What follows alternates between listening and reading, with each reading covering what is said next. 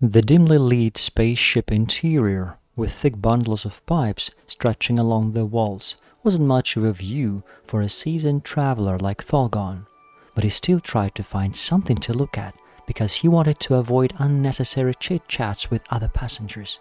He had another important mission ahead on which he needed to focus.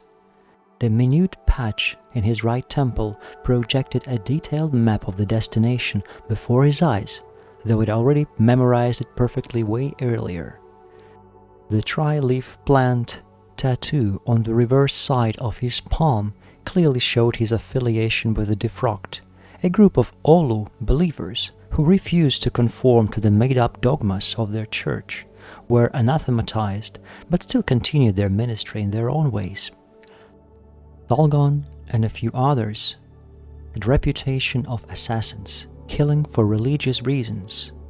Whatever those might be, their victims were the worst criminals who had millions of units of bounty on their heads and were wanted by the governments across the galaxy, so nobody objected to some help from a third party and paid for it handsomely. But for Thalgon and a very small group of the Eliminators, so they called their job, money was not the priority. It did help support their congregation of the Defrocked, but if the wanted criminal was not on the target list, they never went for him. Captain Tiggs was one of many pilots on the hub, but he was the only one willing to deliver him to the destination, and to do so at a 60% discount. Tiggs never disclosed his own interest in that planet, but all that Thalgon cared for was that he agreed to give him a ride for cheap. The captain was not a discreet type. He kept asking questions, while Thalgon would rather be silent and concentrate on the mission ahead. But he had to establish a positive relationship with everyone on board to mitigate his reputation and make sure they wouldn't pose any threat or obstacle further on. Well, you do kill the living creatures. This essentially makes you a killer. Tiggs was trying to clear this out for himself, but it sounded rather like an accusation. I am one of the Defrocked. This is a part of the ministry. Besides, I only eliminate the ones beyond salvation, Explained Thalgon. Hold on, so you believe in all, but are doing his job because you think he can't handle the bad guys himself? The villainous minds are beyond salvation, and all will have his vengeance, in this life or in the afterlife. Problem is the example they give. The impunity of the wrongdoers corrupts the feeble minds, and they stray away from God. Thalgon attempted to sound official and impassionate. So you hasten the divine punishment because Olu is too slow. I see. I kill one to save the souls of millions. My ways are mine to respect.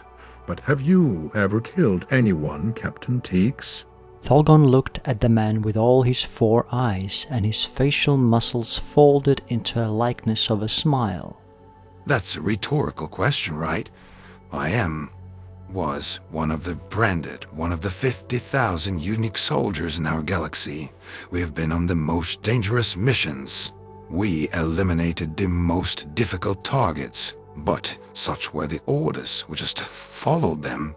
Captain looked agitated at the reminiscence of his old days in the military.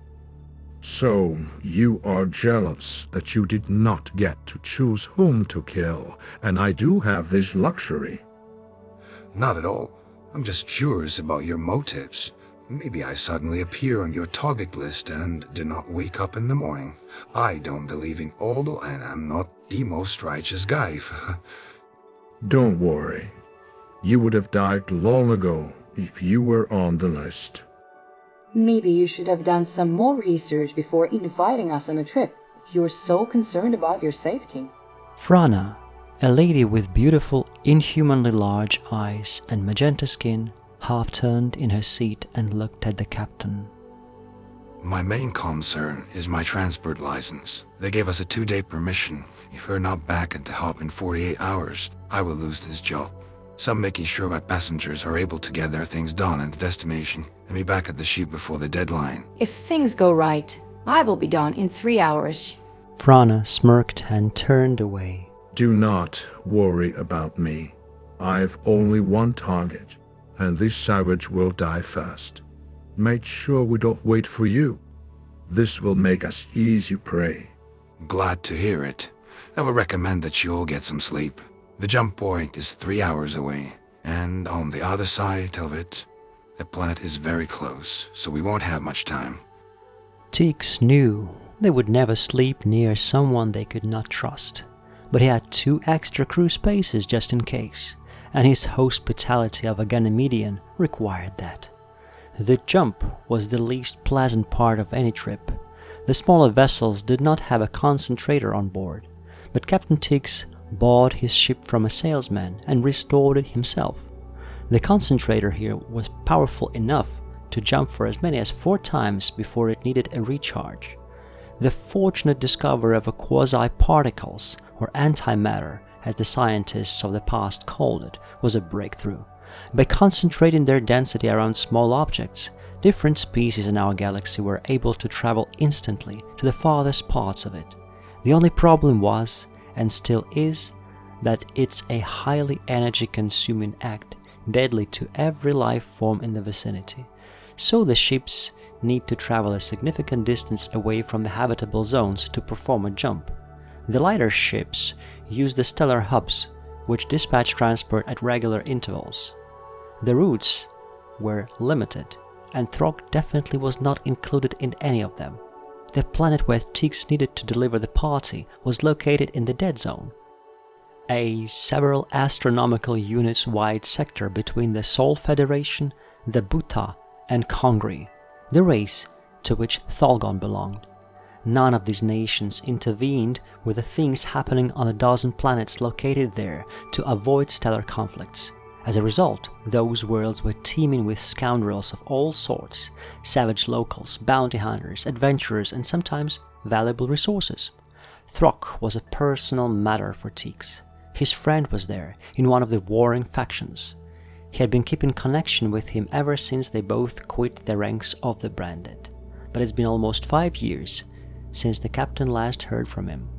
It's not that Teeks was sentimental, but his friend Mato was a great reminder of the good times they both had in the military, and he definitely wanted to see him again, in case he was still alive. The jump was a nauseating sensation.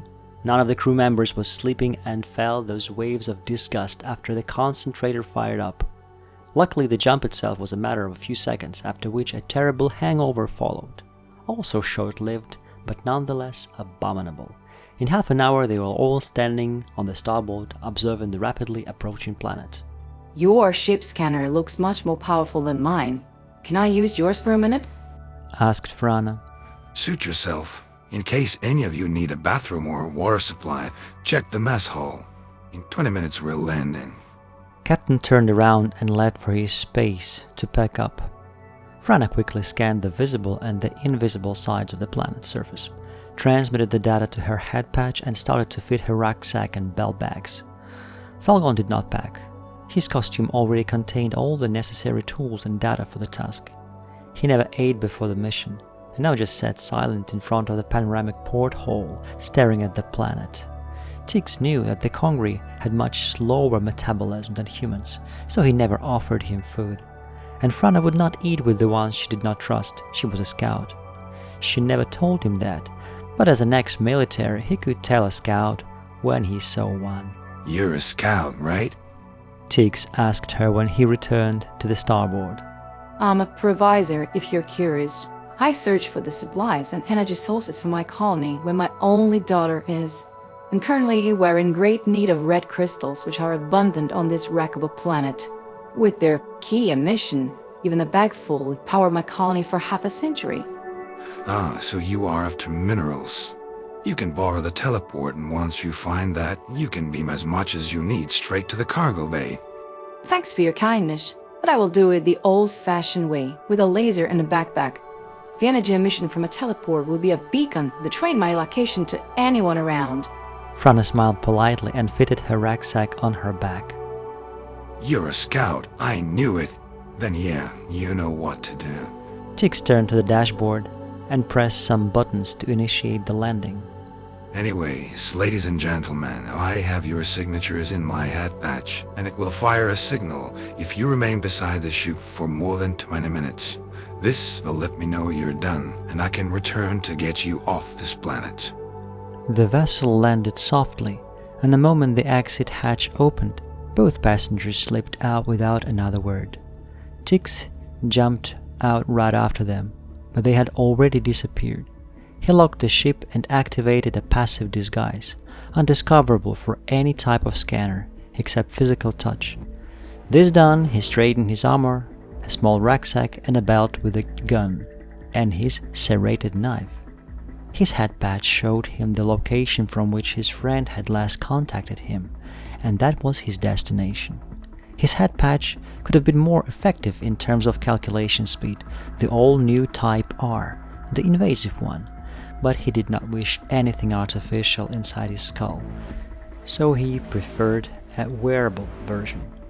This one had limitations. It did not boost his physique or induce chemical reactions, so he mostly relied on his natural senses and high-tier military training. This is why he did not even need to check the readings to know that something dangerous was about to appear from a red cliff side 20 meters ahead of him. Nor was he wrong about the intentions of a savage rock hound rushing at him with a snarl. It was a huge beast, about 2 meters, when it stood on all fours, sinewy body covered in short brown hair and a large head with wide gaping jaws. And this absolute unit of a dog was almost upon him. Knowing about the agility and the fast reaction speed of these creatures, the captain waited until the last second and swiftly dodged a direct ramming attack, while snatching his gun and sending a couple of stunning charges to the beast's ear. These shots instantly disoriented the creature, and it stopped with a growl, turning its head as if searching for its victim, but unable to see it. Captain used this pause to take out his blade and thrust it with all of his strength into one of the eye sockets on the beast's head. After this, he jumped behind it, awaiting the reaction. The huge dog briskly turned at him and made a leap, but its limbs were no longer receiving proper signals from the damaged brain, so it landed on its face, right before its adversary's feet. Now the captain had an opportunity to switch the gun to the blast mode and pulverize the ugly head for good. Oh, so you have an owner, good boy. Tiggs saw a metallic collar around the neck of the creature. He cleaned his knife, holstered the weapon and took the collar off the dead animal. The collar had an active tracker and some health stats which nobody would need anymore. The creature obviously was domesticated, which meant its owner could be nearby. He carefully peeked around the cliffside and saw 2 dark spots far ahead. His head patch zoomed closer and he saw the 2 scouts running toward him. Looks like your hunt is over, folks. He did not feel like playing with the individuals who gave him this warm welcome. On the other hand, he realized that the local savages cared little about the sorts of visitors. They robbed, killed, and scavenged indiscriminately. He hid himself between the rocks and threw the collar nearby, waiting for the pursuers to track it. They did not risk rushing for it themselves, but sent a floater first. That complicated his matters a bit, but the captain knew that the floaters of this generation had a very limited range of panoramic view. He threw a rock to distract the outdated sensors, and the magnetic charge from his gun brought the pile of the ancient junk down. Another loss for you guys today. Tiggs jumped down on one of the scouts and hit him with the butt of his knife, knocking him out immediately. The stunner finished the other one. Captain carried the unconscious bodies 50 meters away from the accident site, covering his trail as much as possible. He used their own straps and belts to tie the assailants together and threw their dog's collar beside, so that their tribe mates could find them. The guns he kept for himself. He didn't want to start the journey with a homicide. Not that he was superstitious, but such a gesture of goodwill might be appreciated by the community they belonged to. This was a demonstration of power, which even the savage scavengers like this could understand and appreciate, and he never burned all bridges behind. The destination which his head patch indicated was not too far away. The path went through the rocky valley, then a few kilometers along the arid plain and ended with a steep mountain cut by a gigantic canyon. He tried to stay away from the open spaces, where his figure stood out among the desert sands, and preferred the small patches with scarce vegetation between which he meandered toward the mountain range. It took him around 2 hours to get to the base of the first mountain, and during this time he continuously looked back, checking if there was a chase behind. The mountain ahead was very gradual and overgrown with trees and shrubs. Then, at 100-meter height, it merged with a bigger one. Multiple trails were spreading across it and went over the ridge, but the most interesting part was the group of sentinels camping around the fire not too far away. The captain needed to stay away from their sight while going uphill to his destination. For this reason he took a detour to the left, trying to stay in the cover of the scant trees and bushes. Finally, he reached the dense vegetation at the mountain foot and found one of the trails which led uphill. Now that's where you stop, and drop your weapon and those 2 guns in your backpack. The voice behind him sounded familiar. Motto, buddy. Actually, it's you who I came to visit. Captain raised his hands and turned head just enough to make sure it indeed was his friend. I'm no longer sure for what purpose, Teeks. The guy talking still pointed a blaster at him. Well, I'll be damned. You just disappeared from the radar some 5 years ago. I needed to know what happened. And you brought along 2 murderers, just in case, right? Hell no. I just took 2 passengers for an extra buck. But what is a lady searching for some rocks? The other one is a fanatic willing to kill the sinners. They're no threat to a branded, come on. It's been 10 years since the moment I stopped being a branded, and the community to which I now belong is in danger because of you and your passengers. That is why you put down that rucksack and the gun and stop walking tall camp while holding your hands up. Motto, are you serious? But the particle gun and the expression on his friend's face looked nothing like fun. So Tix did as he was told, and together they soon reached the rest of the camping warriors, who tied his hands and ordered to follow them as they started their way uphill. Teeks, you should have killed those 2 scouts. Their tribe will see your act as mockery and will eager revenge. They will send a chasing party. Pray that we'll have reached the base by the time they show up. Frana was stalking among the sands and reddish rocks. She knew exactly where the destination was. The scanner on the ship gave her the spot, which now shined as a bright yellow dot on her virtual map projected before her eyes by her head patch. She did not dare turn on the scanner in her multi-tool because her sensors showed different creatures in the proximity. And when she reached the searched-for mountain, she found a squad of scouts blocking the passage. She had to give a wide berth and approach the caverns from the other side. Luckily, the inner caves did not have any guards, and she promptly slipped into one of the grottos.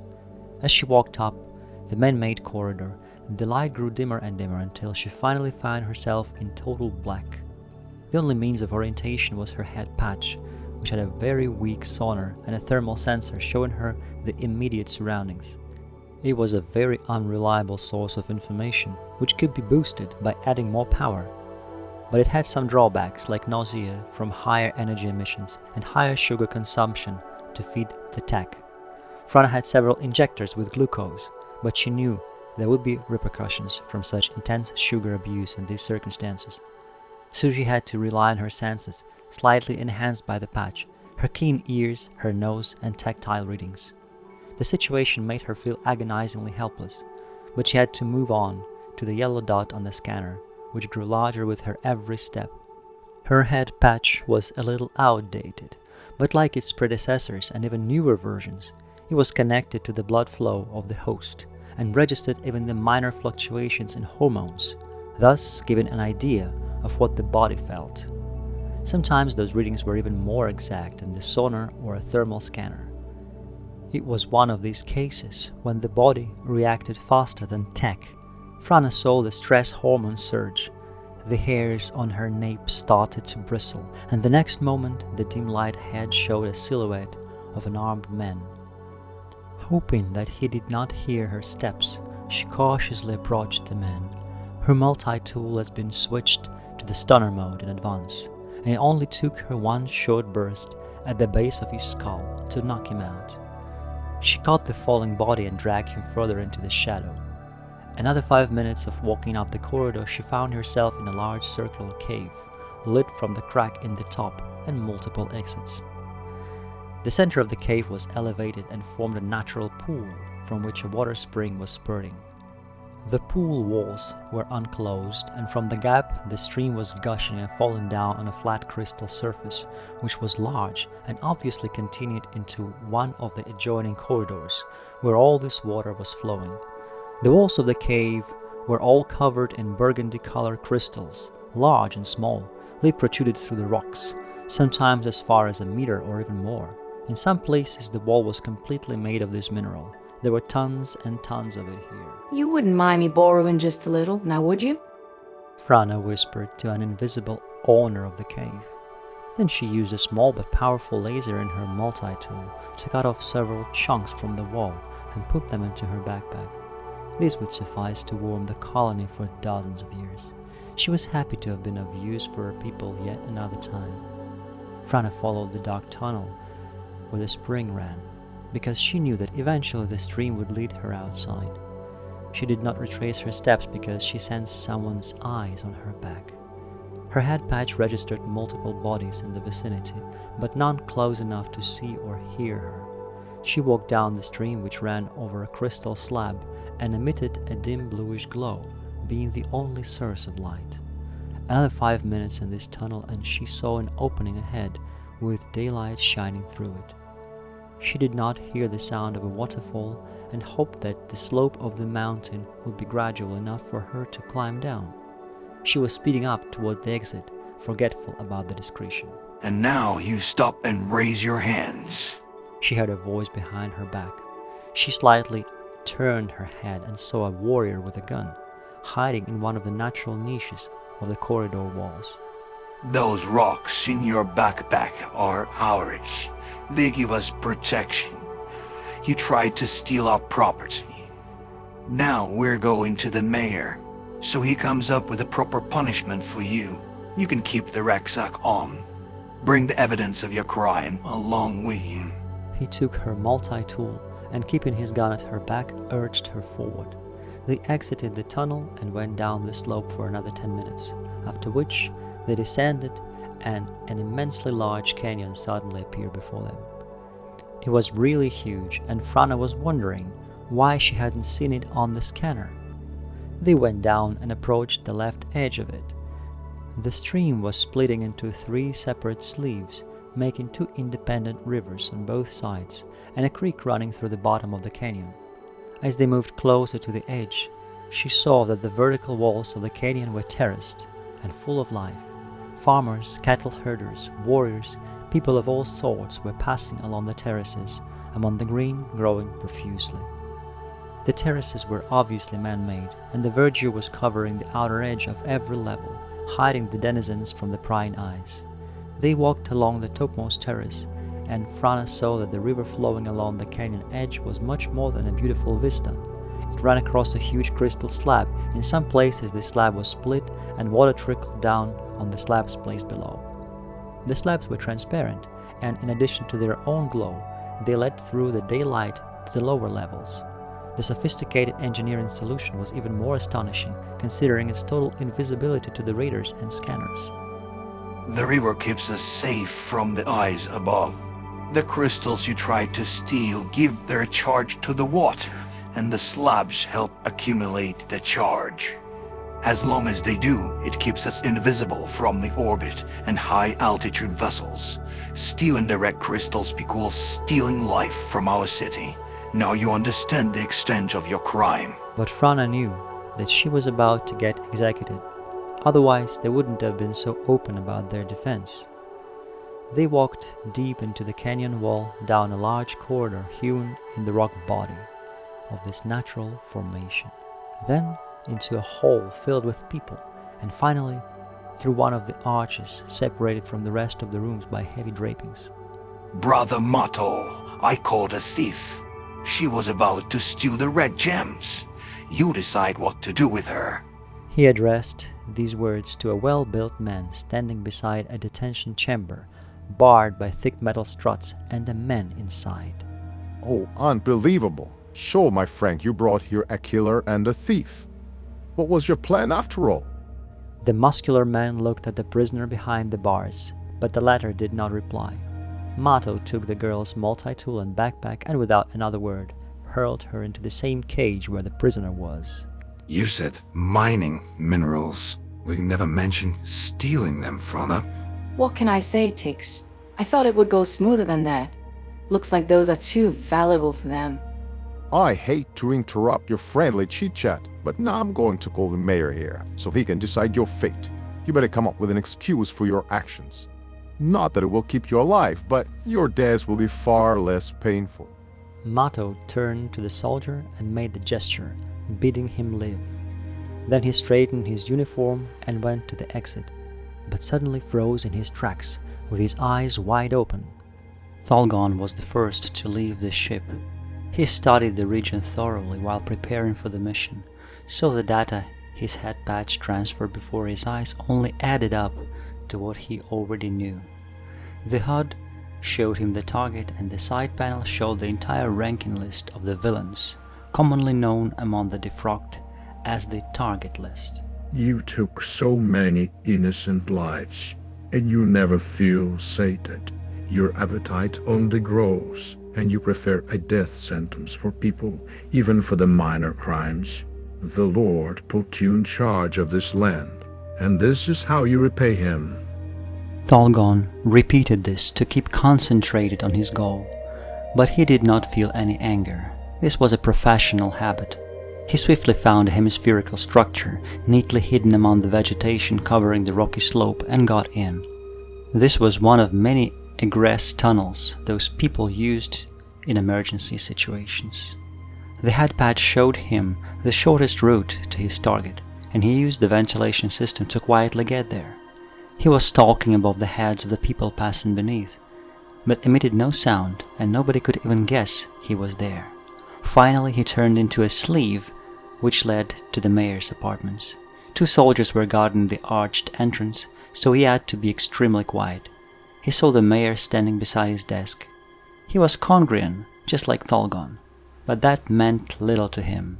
He could have shot a poisonous projectile from above, but he needed this scoundrel to see his face and understand who killed him.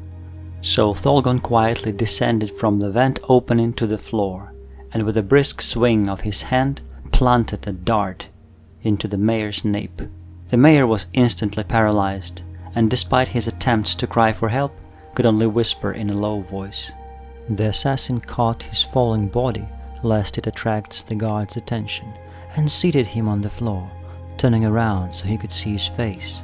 Ah, Thalgon, so they sent you after me. A smart move. What's the verdict? Was I a criminal beyond repentance? You have been killing for many years now. Civilians, soldiers, many innocents. I regret your poor choice, old friend, but you were on the target list, and for a reason. Yes, Thalgon, I've killed many. More than you anyway. But this is my purpose, to sacrifice a few lives so that our Freedom Enclave can live and thrive. And now there will be chaos. You didn't kill me. You killed 500,000 people. Were they also on your list? His breath became more rapid, and he had difficulty even whispering the words. The list is never wrong. It's the divine inspiration, you know it yourself. Violette put it together, receiving the victims' names in their visions. And those are only the ones beyond salvation. You still believe it, old friend. Control is what they seek. I once was a defrocked, if you remember, but I quit. They eliminate competition and put their own in charge. You think you serve all, but all you serve is their greed. His breath became hardly audible, and his eyes closed. But I don't blame you. You old, gullible Gomri. Thorgon did not move even when the mayor was already lying dead in his lap. His head patch switched to target neutralized, but he did not leave the room. He remembered his younger days in the church when he was just starting off. Cathra was his older colleague, and he looked up to his experience. Then he recalled Cathra leaving the church and joining the defrocked. In many ways, this act influenced his own rejection of the church. Despite his respect for Cathra, he hated him for that decision, and he hated himself for following his example. He decided that his new congregation, the Union of the Defrocked, will become his life, and he never questioned the ways of the elders. He obeyed and followed their instructions blindly. It was only at this moment in life that he allowed a shadow of doubt, a seed of curiosity planted there by the congregant he once respected. Thorgon got back into the vent shaft and intended to retrace his steps, but his head patch was blazing with a new assignment in the same region. Never before did anything like this happen. He could easily blow his cover and compromise his mission, even get him killed. Did Olu really want him dead, or was it just the target list? If Cathra was not lying, they needed me to behead the Freedom Enclave, to put their own men in charge. This blasphemous thought even sounded horrible in his mind, but he flicked the slides in the head patch just to clear this out for himself. And the next target was marked on the map, some 100 meters ahead. The description said, Mato, the deputy mayor, mass murderer, head of a crime syndicate, urgent elimination is due. Thorgon shook his head and smiled in disbelief. So you wanted me to remove the head and the neck? Well, I have a different idea. Mato, the deputy mayor, was about to leave the room and go inform his boss about the two dangerous criminals he had captured. Suddenly, he heard some muffled noise above and stopped, tilting his head to check. But something softly landed behind him and stung him in the neck. He tried to scream and call the guards, but all he could do was just stand and whisper. The assailant behind his back started talking in a soft, quiet voice. If I pull out the needle in under 2 minutes, the toxin will dissipate. If I'm late, you die, so you should listen carefully. The two prisoners behind the steel bars stared in astonishment as Thorgon swiftly dropped from above, incapacitated their captor, and disarmed his paralyzed body. I killed your boss, and now you are in charge. You are next on my list, but today I feel generous. With these words, Thorgon picked Frana's multi-tool from the desk and threw it toward the detention chamber. Now you organize a safe passage for those two captives. Frana tried to reach for the multi-tool lying beside the barred cell she was in, but it was too far away. Teeks gently pushed her aside. Let me try, okay? His arm was longer, and he was able to grasp it and return it to the owner. Frana switched it to ultrasonic mode and leaned it against the lock. In a couple of seconds, the lock bursted into metallic dust, along with the joint struts, and the prisoners were free. I agree. Whispered Mato. Get it out of me. Thorgon ejected the needle from his nape and put it back into his belt. Mato crumbled to the floor and remained in a semi-prostrate position for some time. Slowly he regained the normal tone of his voice and said, I'll now call the guards. You disable them, no killing. Then walk slowly out, and on your left you will see the maintenance room.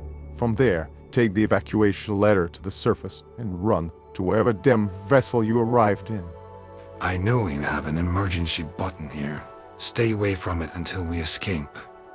Teeks told Mato while retrieving his gun and a backpack. But the new mayor was still unable to even fully get on his feet. Guards! Guards! Cried Mato, and at that very instant the two soldiers rushed inside with their blasters ready. But the stunners in Frana's and Teeks' guns were amazingly efficient. Mato stood up, leaning against his desk. Just because of my friendly feelings to you, I won't fire the alarm for 10 minutes. After this, there will be a chase after you. You stopped being my friend 5 years ago, when you decided to discontinue communication. When I came here, I thought you died, but you just made your choice. Goodbye, Mato," said Tix, exiting the room over the disabled bodies of the guards. You ladies still owe me 5 kilos worth of red crystals. He cried to Frana's back, but the party had already exited the room and left him alone. In 10 minutes, an ear-piercing sound of alarm shook the valley, but Tix took some precautions. He led the party toward the ridge of the cliff, and they crossed the river twice to baffle the pursuers. After this, they walked along one of the trails down the slope, but they did not exit the forest until they saw the group of warriors chasing them. That was a pretty large group, who took the exact same route to the point where they had captured Tix earlier, and from that extrapolated their path through the sands. So Tix's party took a detour, but still hiding in the green patches scattered across the sandy valley. You mentioned your target list. Said Frana when they were relatively close to Tix's vessel. Mato was your next target, and you let him leave. Why? I have a new target list, some hungry liars and manipulators on it. For that purpose, I will need you, Tix, to get me to some points on the star map. Can I ask for a favor? Tix smiled and disabled the ship camouflage, opening the hatch. You could have killed Mato and left, but stayed and saved our asses. There's nothing I wouldn't do to repay the one who saved my life. You must be feeling bad for bringing a killer to your friend's home, said Tholgon when the ship left Torque's orbit. But if that can comfort you somehow, I never told you about my target, and soon found out that my congregation has been fooling me and using me for a long time. Tix nodded head and smiled. Later I can tell you about how the Branded screwed me over after I had dedicated my life to serving them. Anyways, congregations suck, right, Frana? Right. Maybe you're right.